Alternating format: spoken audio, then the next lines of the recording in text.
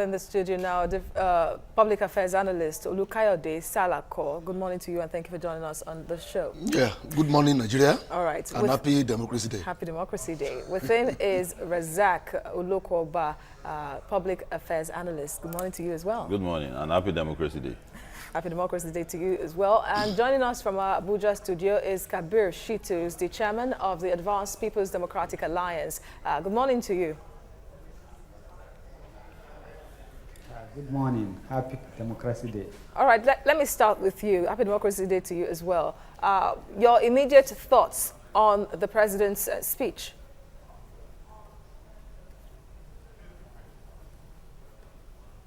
Come again? What do you feel about the president's speech, first off?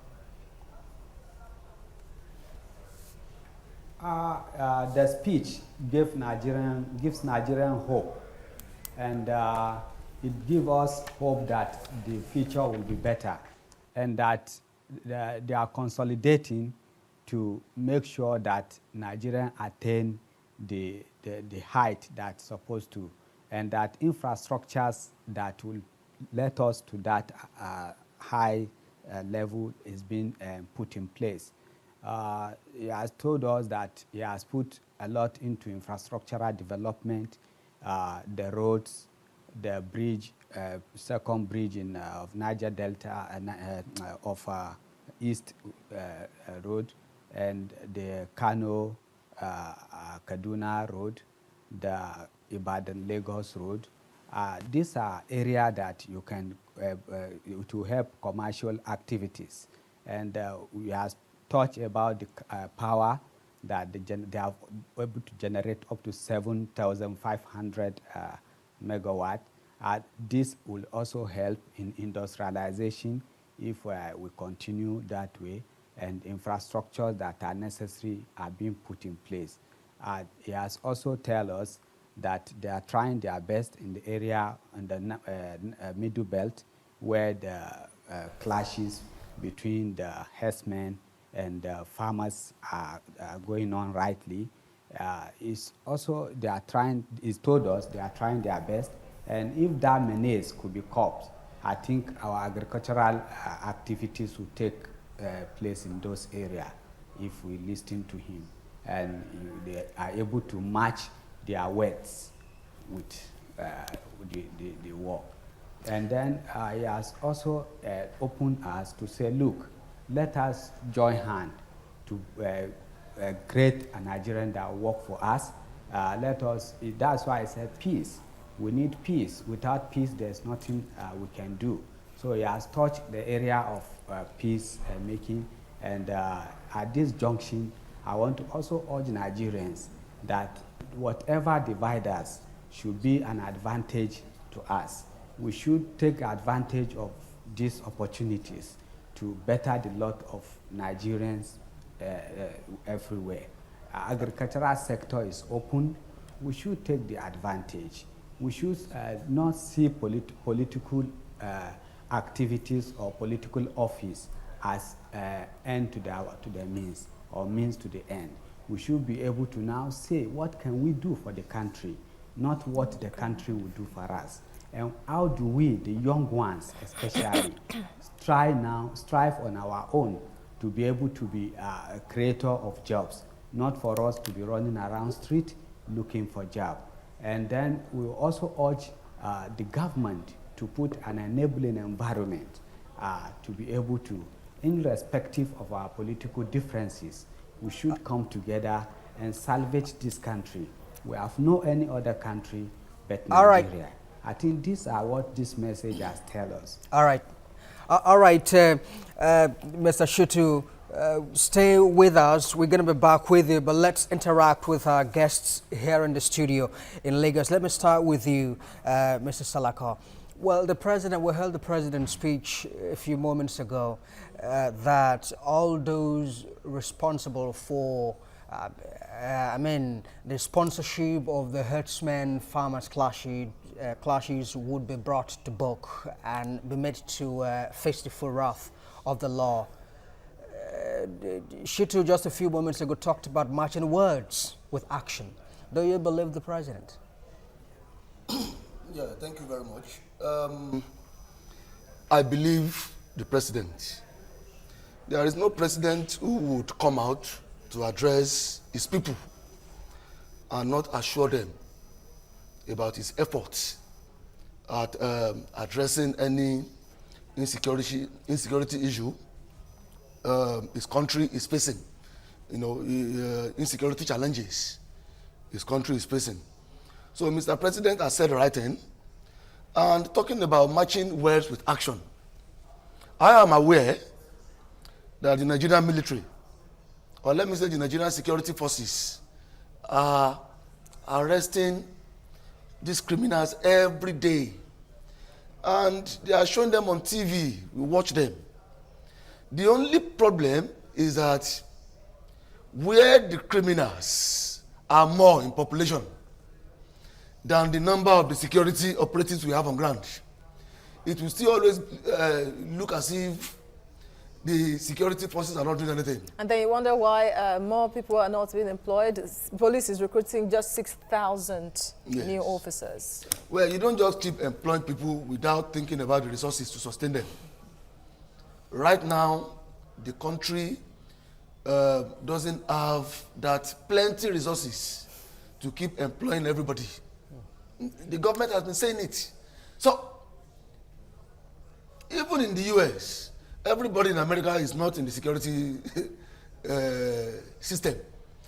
In the UK, every United Kingdom person is not in the security system. But so there is an international provision anyway. The ratio of the population to a police officer, which Nigeria is not even close to at all. Yes, it is not the fault of this current government. It is the cause of current administration. The current administration. It is the fault of those who have ruled Nigeria or who have governed Nigeria in the past. If they had employed enough security people when we had the resources to sustain them and maintain them, then this president wouldn't have come and start addressing some of those issues again. There are so many problems this current administration met on ground that the previous ones ought to have addressed. So, I'm also aware that Mr. President has given an order that more number of policemen should be employed. And I think a test was conducted a few days ago to recruit more, 6,000 police officers, 6,000, you call it. So, the government is making efforts, and I think the government is sincere about it. And let me also say this: there is no president, no sane president, that will want to continue to open his eyes and allow insecurity to run him out of government, especially when he has interest to go for a second term. So I am sure this insecurity problem or challenges is one of the big headaches of this present presidency, because it is a threat to the second term aspiration of the government. Zach, let me come to you, and of course we'll have to agree that insecurity seems to be the challenge Nigerians are facing at this time. And you already heard what your co-analyst just said. How important? We know it's very important, but the efforts, are they commensurate to what is expected and what is happening? Well, there are insecurity all over the world, and people of that nation give kudos to government based on their approach to it. And as far as this government is concerned, I give them a pass mark. For instance, just imagine if Boko Haram had been matched with the herdsmen. Imagine what could have happened in Nigeria. What is going on in the north is low-scale war. The indices shows that this is war situation. No light, strategists are sagged and things like that. And they came out of the Boko Haram issue. The gallivanting Shekau, we can't find him anywhere again. Maybe he's dead, maybe he's missing, I don't know. But they have been thoroughly degraded. That assessment, that military assessment, to me, I agree with it. Now, the S-men issue, the approach, the president will have is not a talking government, it's not a talking president, but it's a government that talks with his body language.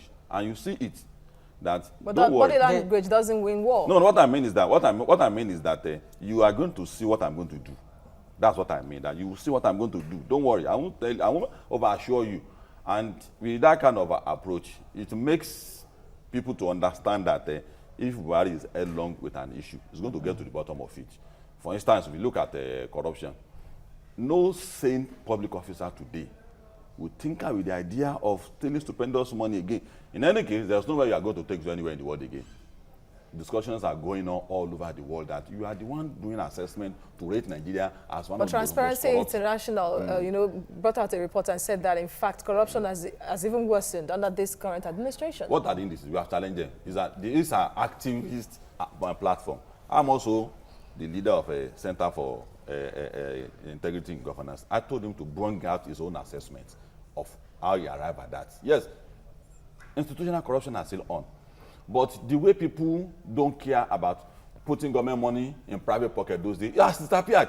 Have you seen one that has happened? If you see, let us debate it. So as far as transparency, the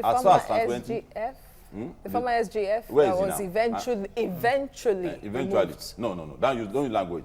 That is a coloration. That language is coloration. That was the word Nigerians were using because they called for his removal for so long. Nothing was done until if I'm President Buhari, if I'm President Buhari, I will not allow people to plot me against people around me. If someone is accused, you have to do investigation. Nigeria will be the same people. No, but you must remember that the investigation was carried out by the vice president and then submitted to the president. You know, for a long period of time, nothing was done. Eventually, he let him go. Then there are now you use the word eventually. Thank you very much. So eventually, now look at the cases of recovery that he has achieved in the country. I don't think there's any government in the past that has achieved that, at least in the recent time. So on corruption, the body language says that I'm going to work on it, and he worked on it. Then back to the question we asked on security. I am impressed because if you look at what has happened in Benue, at a point it was an everyday issue. Now, Benue also tried to rear his ugly head, and they were crushed again. So crushed in Benue? Yeah, Benue has been crushed. I'm in Benue. I went to Benue. What about the wives that were kidnapped just how many days ago? I went to Benue, and the situation it was escalated before. I had things I doing in Benue. Before in Benue, roads were deserted. We can't move around. But today, gradually, crushed or minimized? Not minimized, crushed. So, and if I say crushed, they were moved. The people behind these things were moved by a particular ideology. And if people are moved by ideology, if it is fight for money, it will be over soon. But when they are moved by ideology is very difficult to kill. So it keeps running in your mind that I must die and fight for this idea. So people, they get recruitment, they fight, they get recruitment. So today, they think they are crushed, they bring in more set, and scientific way to which the government is approaching it. Ideology for ideology. Tell me where you get the ideology where you say people should be killed. Tell me, I've read about 42 religions, and none of those religions were violent. So, in essence, what I'm saying is that since you ask me specifically on security, they are doing well. And they are managing all the other layers of the society to ensure guns were being returned. So maybe after election, I don't know what they are doing about that, because the police too are not complementing the government of the effort of the But the police has been mopping up That's arms, not the way to mop up arms. People who have license gone. There's a level of leverage you give civilians to defend themselves all over the world. It's a convention. All right. So police should complement the work of Mr. President by training Nigerians that minimal training of how to respond to security issues before the main security people come. Instead of doing that, they lack the courage to tell the president that they start mopping up arms. All right, let's get back to Kabera in Abuja. Well, the president also mentioned his efforts at fighting corruption. Are you impressed with the way the fight against corruption has gone?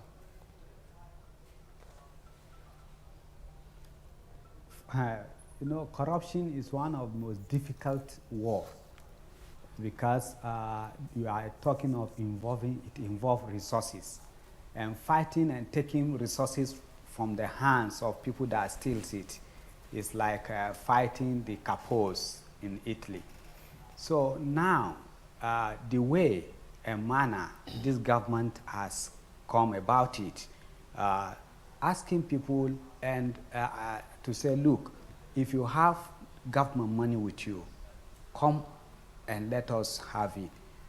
I think they gave those periods that the people could have bring back the money. But I believe with time, people could not come, and they have to now start chasing them. And it is a difficult fight, but they are trying their best to see how they fought. There are different methods. There are Indian way. Indian at once also fought corruption. What is the method they adopted? What are the methods which is different from the Chinese method? The Chinese method is also different from Brazilian method. So for us, if we want to, example of Indian method, where you come up with the money and we say, okay, you have brought 500 million, you've stole 500 million. If you bring it, the 500 million, we can give you so percentage to enable you go on with your life. I think we could try that one. But that is what they are talking of about plea bargain. But I don't think when this government try it, it helped. And that is why they are going forcefully now. And then you can see Mr. President telling us that they also brought, they adopt whistleblower. And whistleblower has already given them over $500 billion naira, which is commendable. I did just 1 year of whistleblower. And then you can also see the only hindrance that we are having in this is the judiciary side of the corruption. I think judiciary should be sensitized to know that fighting corruption is helping the country. Because if you don't fight corruption, you are not helping the country. And people continue to take okay, this money let me come away. in here. Not even taking it in developing the country. They take this money to develop other countries' resources. They Okay, don't put let the me come in here so that you can build on your point. If you look at the statement credited to Senator Shehu Sani one time, talking about the deodorant and insecticide manner of fighting corruption by this present administration, whereby if you're in his kitchen cabinet, he uses deodorant, but if you're not, he uses insecticide, meaning that it's quite selective. That's on one hand. Of course, the judiciary you mentioned just presented a committee set up by the CJN, presented a report to the NJC on how to to fast track corruption cases in the country. So can you talk on the two?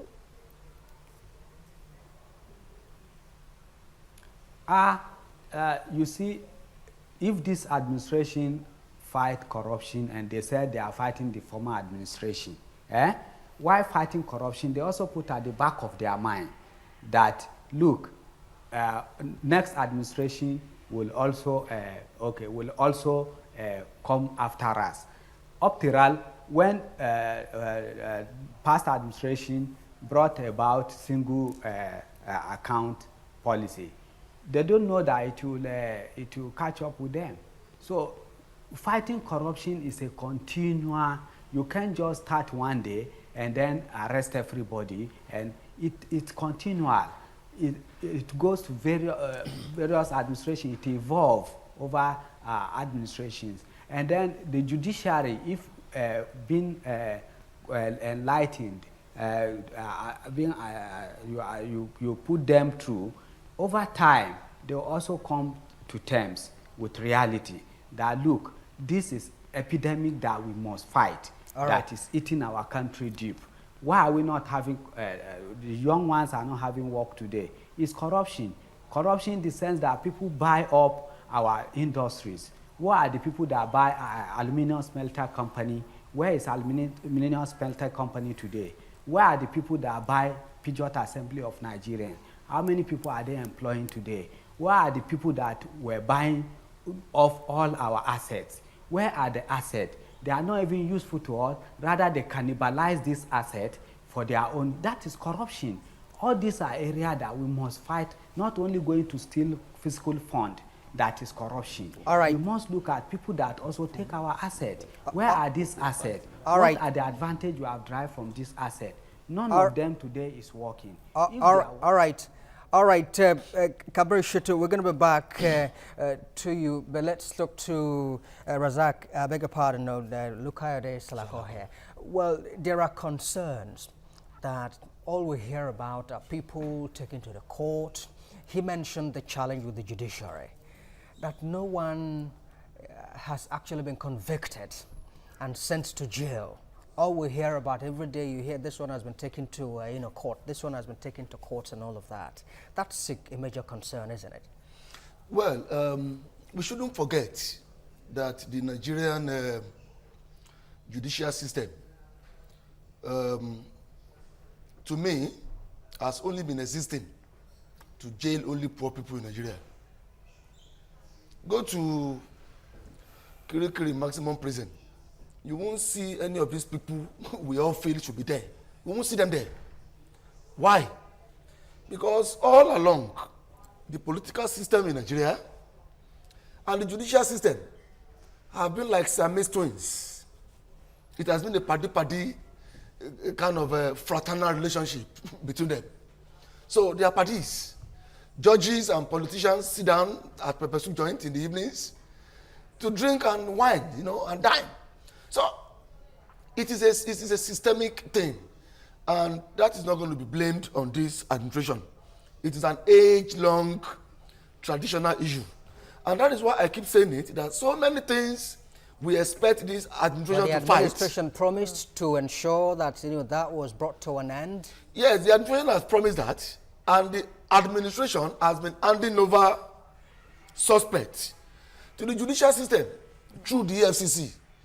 So if some of these people we expect to have been in the prison by now are not there, then we shouldn't blame the presidency. We should blame the EFCC and the judicial system. Would you blame, because it's a common knowledge in law that the court is not Father Christmas. Of course. You have to do your work well. The prosecuting team has the burden of evidence. Yes. So if you bungle your case, you won't come to court expecting, the judge to just give you the case because the person is perceived to be guilty in the eye of the public. And that was, like I said earlier, one of the reasons given as to why corruption cases are delayed unnecessarily in the country. The fact that prosecution teams charge a suspect to court first off, expecting the judge to adjourn the case, then they start their investigation. So would you really blame the judiciary here for all of that? Well, you know what I know about the judicial system in Nigeria, except we want to be deceiving ourselves.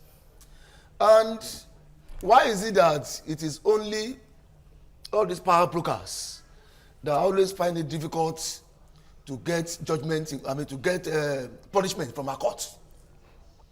If you arrest a goat stealer, the judgment will quickly come. But when it comes to the people in our power system in Nigeria, the power brokers, the top politicians, the top government people, they hardly get convictions. Why? There are talks that when they steal as well, have enough in reserve to fight the court system. So they have the resources all right. to impress, all right, to make our judicial system to compromise. Let's bring in Razak here. Is there a sense in which we need judicial reform to ensure that things function as fast as they should? Yeah, I agree with you. But beyond that, you have to determine what you want. If you want to fight corruption, it's not a conventional fight.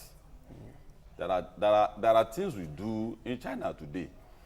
Train moves 1 billion passengers in a single day. And look at Chinese Revolution, consumes close to 50 million people. No, Chinese Revolution consumes a lot of people. When reforms like this were going on, millions of people died. I'm not advocating for that, but I'm saying that to take your money back is not an easy job. To put Nigeria back on our feet, me and you will pay the price because we indulge the past leaders. So to put it back on track, it's not easy. It's not an error-free process where you fight corruption. They will set traps for you so that Nigerians will say that, see, look at them, they're arresting judge. Look at them. Then some people will say that, why are you arresting judge? So also it's a technical thing. That technicality is what I say should be minimal. And when we jump over technicalities at times, Nigerians should not be deceived or be lured into that darkness where we break in the dark. To say that, look at Buhari again, look at what do you want our money back? People say because our money and democracy. But corruption kills everything, kills democracy, kills system, kills integrity. So Nigerians, there should be more orientation in the corruption by the government that look at it.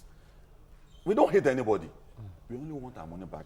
And we want precedents to happen so that anybody in the future will not do it again. That's number. Then number two is that... Because of time. Because yeah, of time. We yeah, need to... yeah. Number two is that you are talking about fighting this, living that. If you fight corruption, the corrupt people are organized. They have a way of getting back to government. I will not encourage Buhari. Now, when you were saying that SSG did something and should be sacked, I don't expect Buhari to start running after the judiciary, running after the parliament, APC, PDP. They will fight him back. He won't get his bearing right. So the systematic way he's doing it is a technical thing. The pace at which he's going on corruption, I'm impressed by it. And we have to look at it from that point of view that we have a whole lot of people. Isn't that why there's an institution called the EFCC? Because of time, let's go to Kabir, and you just said it again. Let's go to Kabir. Because of time, last word. The president ended his speech on a cheery note to many Nigerian youths, assuring them that he's going to sign the Not Too Young to Run bill. Would you say it's going to be a decisive moment in Nigeria's democracy once that bill is signed into law? I'll congratulate Nigerian youth, and if that law is signed, at least it breaks down the age barriers, and it will help Nigerian youth to mobilize ourselves and put ourselves at the front burner of political campaign and political offices. But I think it is we should put it at the back of our mind that as Nigerian youth, power is not an alcate.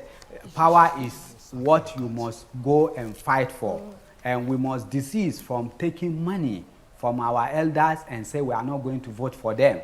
I'm a young man here who has come out. I've seen it all. I've seen that we as Nigerian youth must stand on our feet and forget about money politics. If we want to achieve, not signing the bill that matters. What matters is that can we come together?